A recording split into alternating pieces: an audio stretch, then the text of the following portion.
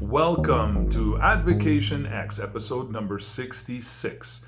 It's time for a newsworthy Tesla broadcast, sponsored by Baden Optical in beautiful Ontario, Canada. Now hit the like button and subscribe to push our content higher in the YouTube algorithms so more people get a chance to share in our journey. So the topics that we're going to tackle here and now: imminent arrest, batteries, South Korean business, at the source, V2G or vehicle to grid, value is going to be added, power utility. Then we'll be taking a little break, and I'd like to mention Ben Sullins, formerly of Teslanomics. Elon possible opening, Tesla employees and what it's going to mean for them. TERRAFACTOry?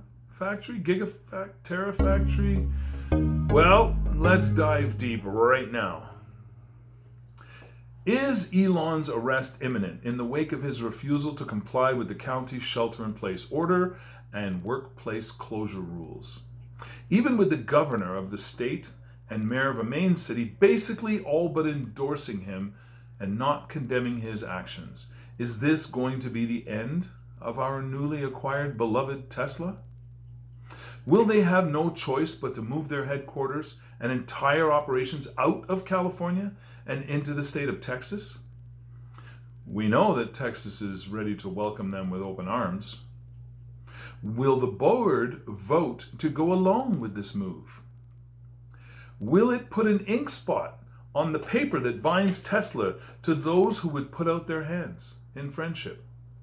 Not to say that the county's move was not a D-head move, but to ask the question, did Elon jump too soon?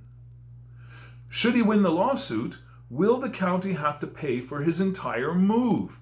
Now, that definitely would help sway the votes on the board. So let's move on. Batteries are a-comin'. Looks like the newest signing with a South Korean company will help in the manufacture of battery formation with the equipment that they produce. In my opinion, this is going to allow Tesla to have a battery factory right in the same vicinity of each facility producing the cars themselves, further integrating their operations and reducing the cost per unit, which will allow for either further margins or cheaper selling prices. By no means do I believe that Tesla's current contracts with battery producers are going to be terminated. I believe Elon has mentioned in the past that innovation in the current technologies is sufficient enough to continue some product lines with current technologies. So Panasonic, CATL, and all other partnerships at this point seem to be safe and ongoing. Truly, I am hoping that the Cybertruck comes with the latest technology. I believe it will make the Cybertruck much more efficient by reducing the weight of the battery and keeping the same range. Imagine the savings for either the awaiting Cybertruck owners-to-be or Tesla as a company, increasing the margins such that the evaluation of the company goes through the roof. Now remember, folks, when it comes to batteries, it's not necessarily, something that has to be put in the vehicles. He can use the batteries for storage units. He can use the batteries in the power walls. So, my question to Elon would be, have you considered a limited production of the Cybertruck per year? Now, don't be misled by my question. I love the Cybertruck and I want it to proliferate everywhere. Now, considering the indestructibility of the Cybertruck as designed, wouldn't it leave our landfills completely overflowing with a product that may never degrade in many lifetimes? So with a limited production number of vehicles per year, that tragedy may be greatly overcome. My other thought was that perhaps in developing their own metal, it may have properties that make it recyclable. So that would be the second part of my question to Elon Musk. Please forward this video on to Elon and see what the appropriate answers are going to be. Will we be filling landfills, or is there a fabulous way to recycle this almost indestructible material? Moving on. Some may have and some may not have heard about vehicle-to-grid technology, or V2G. Seems to be the next step for Elon to unveil. Now, by V2G, of course, being vehicle-to-grid, this would allow you to plug your car into your home to charge. If your home is running low on power, it would then send a command to the home system to switch over and use the excess power from your car to run the home, or supply the grid, considering it has been suggested, in the past. It's been flying at Elon for a couple of years now, and his efforts at battery storage in massive scales, and Elon's endeavor to get all homes outfitted with Tesla solar roofs, which eventually Elon could include the installation of power walls in the cost of the roofs, and allow for the beginning of the Tesla worldwide electrical grid. Even new installation would then be capable of using the vehicle-to-grid technology, or V2G, allowing every Tesla car to use its excess energy to feed the electrical grid. Currently, there are programs that would allow for these new digital technology-based energy providers, of which Tesla has already applied for licensing. The value after such a launch will increase for your Tesla, which you will hopefully be purchasing with my referral link below in the comment. Please and thank you, making your car increase in value immediately after the launch. Not that I am a financial advisor, disclaimer.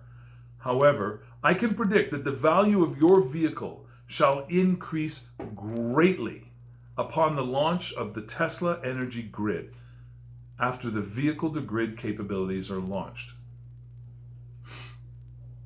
Now, let me for a moment return to the opening of Tesla Fremont plant and surrounding operations. Could there be a downside to this opening? Will the federal government continue to allow the payment of partial salaries for those employees not yet brought back on board? How about those Tesla employees who have been told that their job is now available?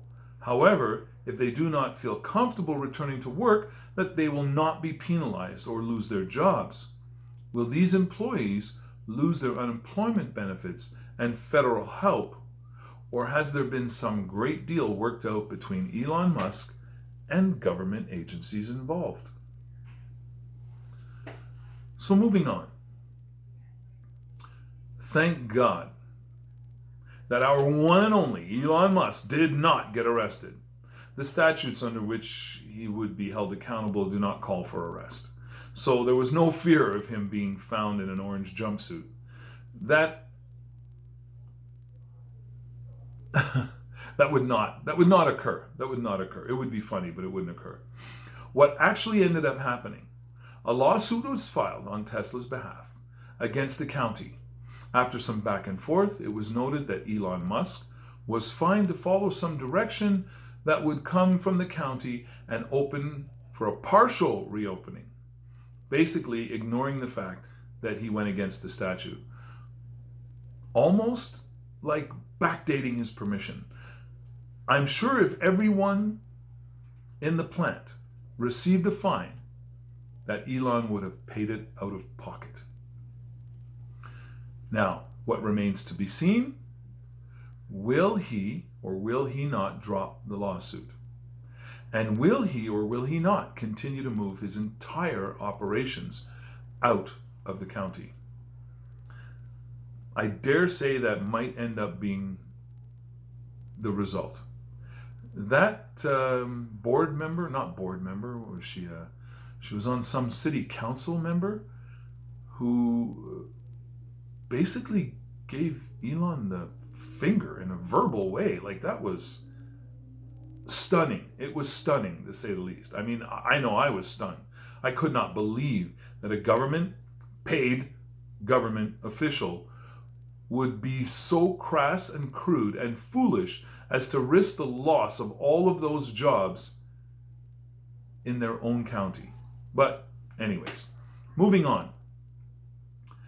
Giga/TerraFactory is the buzz around town right now.